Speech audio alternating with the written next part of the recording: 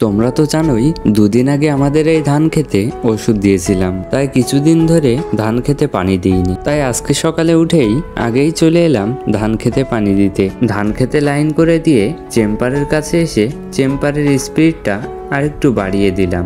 Speed বাড়ানো হয়ে গেলে এখান থেকে যাচ্ছি পটল খেতে।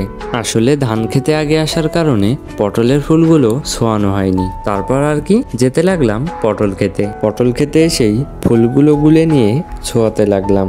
আর ফুল ছোঁয়াতে ছোঁয়াতেই দেখলাম কিছুদিন আগে যে সর্ষেটা কেটেছিলাম ওই মাঠে সর্ষেমালা গাড়ি ঢুকছে। তাই তাড়াতাড়ি করে বাড়িতে গিয়ে বস্তা নিয়ে চলে এলাম সর্ষে খেতে। আসলে তোমাদেরকে তো দেখাতে পারিনি, গতকাল বিকালে হঠাৎ করেই বৃষ্টি চলে আসার কারণে সর্ষেগুলো গাদা দিয়ে তাঁবু দিয়ে ঢেকে থুয়েছিলাম। তারপর গাড়ি আসলেই সর্ষেগুলো মলে নিলাম। ভিডিওগুলো কেমন হচ্ছে তোমরা সবাই কমেন্টস করবা। আজকের মিনি ব্লগ এখানেই শেষ করলাম।